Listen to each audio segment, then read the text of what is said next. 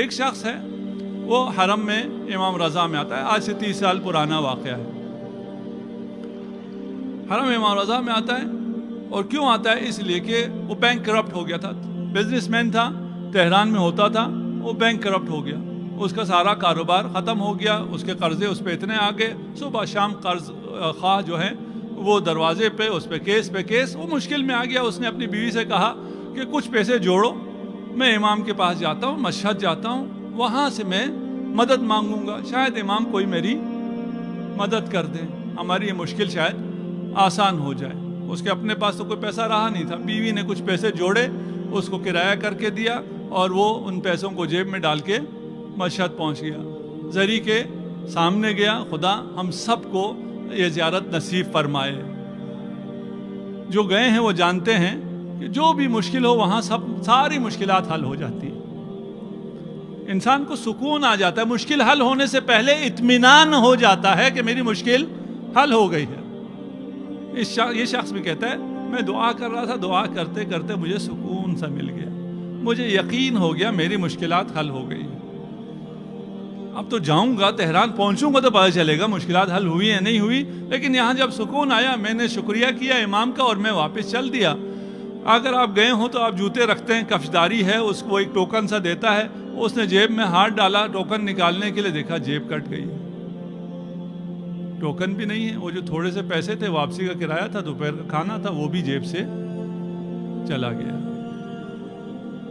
اب اس کے دل میں طرح طرح کے خیال آنا شروع ہوئے کہ میں امام آپ کو دینے والا سمجھ کے آیا تھا، یہاں تو آپ نے جو کچھ میرے پاس تھا وہ بھی لے لیا۔ کہا واپس جاتا ہوں، امام سے گلہ کرتا ہوں۔ زری کے سامنے آیا، سلام کیا، کہتا ہے کہہ نہیں سکا، زبان پہ نہیں لا سکا، لیکن دل میں یہی تھا کہ آپ تو دیکھ رہے تھے نا، میں کوئی پہلی دفعہ بھی نہیں آیا، میں بارہا آپ کے پاس آیا ہوں، پہلے جب آیا تھا میرے پاس اتنا ہوتا تھا، جیب کٹ جائے تو بھی کوئی حرج نہیں تھی، اب تو میرے پاس کچھ بھی نہیں ہے، میں یہی سارا تھا، اب میں کس سے مانگوں، میں کیا کروں؟ آپ اگر دیکھ رہے تھے تو آپ نے میرے ساتھ یہ کیوں کیا؟ آپ نے یہ کیوں لینے دیا کسی کو؟ خیر وہاں سے آخری سلام کر کے کہتا ہے میں واپس چلا، کچھ کر تو سکتا نہیں تھا، مانگ بھی نہیں سکتا تھا، دل میں آیا نہ مانگوں کیا کروں، حرم پہ میں مانگ لیتا ہوں، خود تاجر تھا، اچھا خاصا تھا، آتے تھے، ہم کہتے تھے یہ بھیک مانگ رہے ہیں، پروفیشنل ہیں، جس سے بھی میں کہوں گا وہ یہی کہے گا۔ اس نے اس سے کہنے کی کوشش کی، اس سے کہنے کی کوشش کی، اس سے کہا نہیں گیا۔ اس نے جیب میں ہاتھ ڈالا تو ایک سکہ اس کو ملا۔ اگر آپ 30 سال پہلے کی بات کرو، موبائل نہیں ہے اس زمانے میں، وہ سکے کا ٹیلی فون ہوتا تھا، سکہ ڈال کے فون کرو۔ اس کے ذہن میں ایک خیال آ گیا کہ ایک سکہ ملا ہے، اسے میں ڈالتا ہوں بوتھ میں جا کر، ایک نمبر رینڈم ملا دیتا ہوں مشہد کا، وہ سامنے تو نہیں ہوگا نا، کم از کم شرم تو نہیں آئے گی، سامنے لوگوں سے مانگتے ہوئے شرم آ رہی ہے، اس سے میں مانگ لوں گا، اس کو کہوں گا کہ میں اس حالت میں آ گیا ہوں، اگر کر سکتے ہو تو مجھے دوپہر کھانا چاہیے، واپسی کا ٹکٹ چاہیے۔ اس نے فون کیا، کسی نے اٹھایا، ہیلو السلام علیکم، وعلیکم السلام، یہ میرا معاملہ ہے اور یہ میری مجبوری ہے، آپ میری مدد کر سکتے ہیں؟ اس نے پوچھا آپ کہاں سے بول رہے ہیں، کہاں ہیں؟ کہا میں فلکہ آپ پر ہوں اور یہ ٹیلی فون بوتھ ہے، اس سے میں فون کر رہا ہوں۔ کہا وہی رہنا، میں آ رہا ہوں۔ یہ خوش ہو گیا، چلیں پہلی ہی کال پہ ایک سے زیادہ تو کال کر نہیں سکتا تھا، ایک ہی چانس تھا، ایک ہی سکہ تھا، اس پہ جواب مل گیا۔ اور اس نے کہا کہ میں آتا ہوں، 10 منٹ گزرے، 15 منٹ گزرے، کوئی نہیں آیا۔ تھوڑا سا پھر مایوس ہو گیا کہ فون پہ اس نے تفصیل سے منع کرنے کے بجائے یہی کہا ہوگا میں آتا ہوں، انتظار کرو، نہیں آئے گا تو میں کیا کر لوں گا۔ کہتے ہیں تھوڑی دیر بعد ایک بڑی سی گاڑی رکی اور اس نے آواز دی کہ فلان صاحب آپ ہیں، آپ نے فون کیا تھا؟ کہا ہاں میں نے فون کیا تھا، آئیے تشریف لائیے، صاحب آپ کے انتظار میں ہیں۔ انہوں نے کہا اچھا یہ جو آیا ہے یہ ڈرائیور ہے، وہ تو جانتا نہیں ہے کون کون ہے، یہ کوئی ڈرائیور آیا ہے، چلیں کوئی اچھی پارٹی کو فون لگ گیا، کرایہ تو دے ہی دے گا، یہ کھانا بھی اچھا کھلا دے گا۔ اس نے گاڑی میں بٹھایا اور بہت بڑے سے بنگلے میں لے جا کے اس نے گاڑی پر پارک کی، اور وہ صاحب جو ہے مالک مکان وہ تیار انتظار میں ٹہل رہا ہے، آتے ساتھ اسے گلے لگایا، اس کا بڑا استقبال کیا۔ ایسے استقبال کر رہا ہے جسے مجھے برسوں سے جانتا ہے، میں تو اس کو نہیں جانتا۔ بٹھایا، کھلایا، پلایا، تو کہا شکر ہے مجھے کھانا تو مل گیا, بس اب یہ پیسے دے دے واپسی کا کرایہ مانگتے ہوئے اب بھی شرم آ رہی ہے.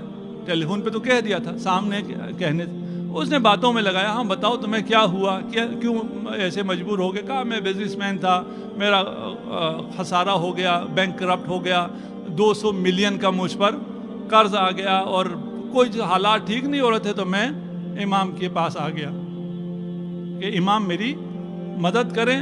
یہاں مدد تو نہیں ہوئی, جیب بھی کٹ گئی, جو تھا وہ بھی چلا گیا. کہا کتنا نقصان ہو گیا, کتنا قرض ہے تمہارا؟ کہا 200 ملین. اور کہا اگر اب تم اپنا بزنس صحیح کرنا چاہو تمہیں کتنا اور سرمایہ چاہیے کہ تم اپنا کام بھی کر سکو؟ 60-70 ملین ہو جائے تو وہ بھی چل جائے گا. کہا اب مجھے اجازت. کہا تھوڑی دیر ٹھہر جاؤ. چیک بک اس نے تیار رکھا ہوا تھا, ایک چیک کاٹا اور چیک مجھے پکڑایا 200 ملین. دوسرا چیک کاٹا 70 ملین کا. میں نے کہا یہ کیا ہے؟ اس وقت ایک بچہ داخل ہوا چائے لے کر. اس نے اس بچے کو گلے سے لگایا اور رونا شروع کیا. یہ کہتا ہے رونا تو مجھے چاہیے تھا, خوشی سے مجھے رونا چاہیے تھا, مجھے اتنا بڑا سرمایہ مل گیا اور دینے والا رو بھی رہا ہے, شکریہ بھی ادا کر رہا ہے. کہا ماجرا کیا ہے, داستان کیا ہے؟ اس نے پھر سنانا شروع کیا. کہا یہ میرا بیٹا سرطان کا مریض ہو گیا تھا, میں نے بڑا علاج کرایا, مشہد میں علاج کرایا نہیں ہوا, تہران گیا علاج کرایا نہیں ہوا. کہا یہ لا علاج ہے. میں لندن چلا گیا, وہاں میں نے علاج کرانا شروع کیا, وہاں بھی سارے ٹیسٹ پازیٹیو آ رہے تھے اور کہا جا رہا تھا علاج نہیں ہے. آخری ٹیسٹ رہ گیا تھا کہ یہ اگر اس کا نیگیٹو آ گیا تو کوئی علاج شروع ہو سکے گا, نہیں تو یہ لا علاج ہے. وہاں کسی نے کہا کہ تمہیں دعا کرنا نہیں آتی کیا؟ ایک آدمی ایسی آیا کہ دعا کرو, کسی کو وسیلہ بناؤ, تمہارا بچہ اب ان علاج سے بچ نہیں سکتا. کہتا ہے مجھے خیال آیا کہ میں نے دعا اس طرح تو نہیں کی. ہم دعا پڑھتے ہیں نا, کل ہو سکتا ہے ہم قیامت کو جا کے کہیں خدا سے, خدایا میں ہر جمعرات کو دعا پڑھتا تھا, میں ہر جمعرات کو دعائے کمیل پڑھتا تھا, اور فلاں قاری کے ساتھ جا کے جس کی بہت اچھی آواز ہے میں دعائے کمیل پڑھتا تھا. شاید ہمیں کہے دعا پڑھنے کے لیے کب کہا تھا, دعا کرنے کے لیے کہا تھا. تو نے دعا کی بھی کبھی؟ یہ صرف پڑھتے رہے. یہ کہتا ہے میں دعائے کمیل پڑھنے کے لیے تو بہت جاتا تھا, حرم بھی جایا کرتا تھا, لیکن دعا میں نے کی نہیں تھی. اس شخص نے جب کہا دعا کرو, کسی کو وسیلہ بناؤ, تو میں نے امام رضا کو وسیلہ بنایا. میں نے کہا امام اگر آپ نے میرے بیٹے کو شفاعت دی تو میں آپ کی زائر کی عزت کروں گا, آپ کے زائر کی حاجت روائی کروں گا. کہتے ہیں جو آخری ٹیسٹ آیا تو وہ نیگیٹو تھا. اور ٹیسٹ کیے, میرا بچہ, انہوں نے کہا اس کو تو کچھ ہے ہی نہیں, اسے تو شفا مل گئی ہے. میں نے کہا کوئی علاج, کوئی آپریشن, کوئی کیمو تھراپی, کوئی ریڈیو تھراپی کا کچھ بھی نہیں, جب اس کو کچھ ہے ہی نہیں. میں بچے کو واپس لے کے آیا اور میں نے یہاں بھی سارا دوبارہ ٹیسٹ کرایا, سب نے کہا یہ بالکل صحیح ہو گیا. انسان ہے, اتنی بڑی چیز ہونے کے باوجود بھی وہ بھول جاتا ہے. کہتا ہے میں اپنا وعدہ بھول گیا, میں نے جو امام سے وعدہ کیا تھا کہ میں کسی زائر کی مدد کروں گا, اسے خوش کروں گا, میں بھول گیا. کل رات امام میرے خواب میں آئے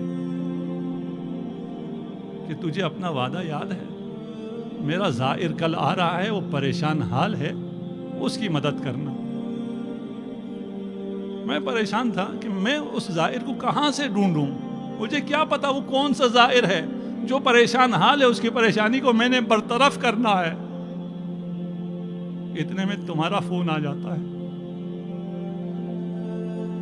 ہمیں سمجھ میں نہیں آتا کہ ہم سے کبھی کبھار جو لیا جاتا ہے وہ دینے کے لیے لیا جاتا ہے.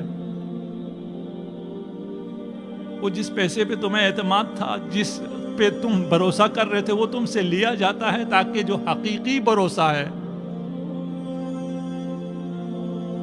اس کی طرف متوجہ ہو جاؤ. یہ دینے والے مقام پر ہیں, یہ لینے والے نہیں ہیں. ان کی سیاست بالکل مختلف سیاست ہے, ان کی زندگی, ان کی حکومت بالکل مختلف حکومت ہے. وہ علی ابن ابی طالب جو کہتے ہیں شاید کوئی ایک ایسا فرد ہو جو مجھ سے کمتر ہو میری حکومت میں, اور وہ خود حکمران ہے 50 سے زیادہ ملکوں کا آج کل کے حساب سے. یہ عطا امیر المومنین ہے.